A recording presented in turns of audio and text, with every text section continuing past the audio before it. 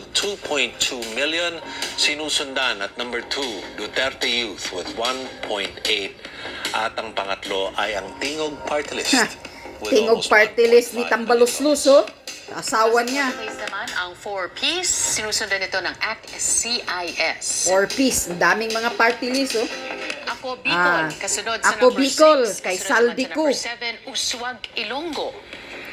Nandyan pa rin ang Solid North Party with 633,000 votes. Sinusundan ng Trabaho Party List with 532,000 at ang Sibak Party List with 471.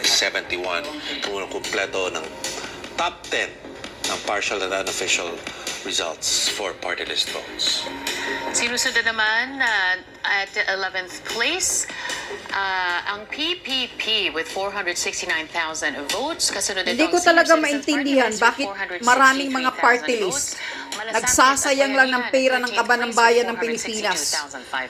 Anong kaya mga ginagawa ng mga party list na to? Bakit marami? At 4K with 434,000. FPJ Panday Bayanihan at 16th place with 434,791 votes. Sinusundan naman ito ng United Senior Citizens at 427,000 votes at ang Co-op NATCO at 415,000 votes. Kumukompleto naman doon sa top 20, LPGMA 410,000 at Pinoy Workers with 386,000. Kapamilya, narito ang latest partial at unofficial results sa mga tumatakbo sa pagkasenador mula sa Comelec Eleksyon na Media walang Server. kwenta. Nangungulo Yan, pa oh, rin dagdag sa bawas, first oh. place, Kay Bongo, naging 21 million na. Yung una, 26 million. votes.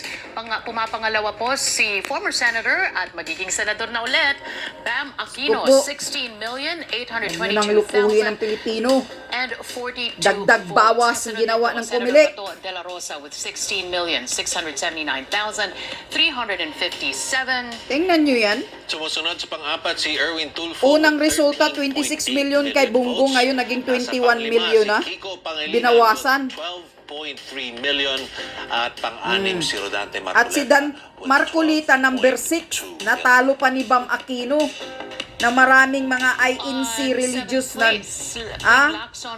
black voting sila. Natalo pa si Marcolita ni Bam Aquino. Panggagagong eleksyon to eh. Senator Pia Cayetano, 11.7 million Suko. votes. Si Camille Villar naman ang nasa number 10 with around 11 million votes. Sinusundan ni Lito Lapid. Yan, si Lito Lapid. 8 million. Ikaw, Lito Lapid, ano bang nagawa mo sa bayan? Di ka ba nahihiya? Tumataba ka ng paupo-upo, wala kang nagagawang maayos sa bansa. Yung mga nasa 13th Mahiya ka to naman. 18th place, Bong Revilla, Lito Lapid, kapal na mukha mo. 9.7 million votes. Ben Tulfo, 9,741,000 votes. At former Makati Mayor Abby Binay with 9.5 million votes. Former DILG Secretary Benher Abalos nasa number 16 with 9.3. Sinusundan ni Jimmy Bondoc with 8.5 sa number 17.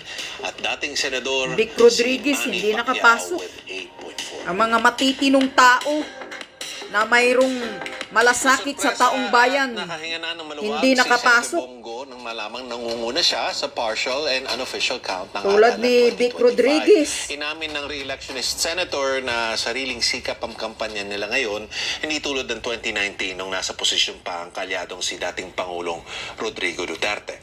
Nagpasalamat siya sa mga taga-suporta sa tiwalang ipinagkaloob muli sa kanya. Malaking bagay po ito sa akin dahil ito po yung performance rating bilang isang incumbent senator. Diyan mo makikita kung nagtrabaho ka ba for the past 6 years. Ito yung pag-uusga sa amin bilang re-electionist kung nagtrabaho kami. At masaya po ako sa inyong suporta at tiwala. At patuloy po akong magsiservisyo sa inyo. Sipag, pagmamalasakit at more serbisyo po ang iaalay ko sa inyo. Si Bam Aquino hindi makapaniwalang number 2 siya. Nagulat ang kanyang kampo nang pumangalawa siya sa pwesto ng senatorial race. Yan. Sabi niya hindi niya inaasahang mapabilang siya sa top 6. Sa simula pa lang, ani niya, or anya, ang tanging nais niya lang ay mapabilang sa Magic 12. Dagdag niya, ipinakita ng kampanyang ito na kayang baguhin Nagugulat ang ka forma ng talaga politika sa dahil bansa. dagdag bawas ang Kung ginagawa. magsisikap ang Manipulado, taong bayan. sabi pa nga ni Nagpasalamat Atty. din siya Glenn sa lahat Chong. ng mga suporta at tiniyak na seseryosohin ang pagbigay Ang dayaan, ng vote of confidence kasado na sa ng makina. taong bayan. Kaya nagpatikaw, nagugulat ka. Well, syempre nagulat kami. Walang with, kwintang, high standing. eleksyon Earlier today, We were hoping na sana mag-8 tayo, mag-9 or 10. Kaya nga, Atty. Glenn Chong, nag-file ka na ng impeachment kay George Garcia. Sumusubra na yung kumilik na yan eh. Walang kwinta eh. Sa lahat po ng mga tumulong. Alam ko pong maraming volunteers yung nag-ikot kahapon. Nako, huwag nyo na kaming gaguhin. Marami pong kabataan ang talagang pinush po tayo. Ewan ko kung anong nagawa mo. Wala ka rin nagawa noon sa Senado.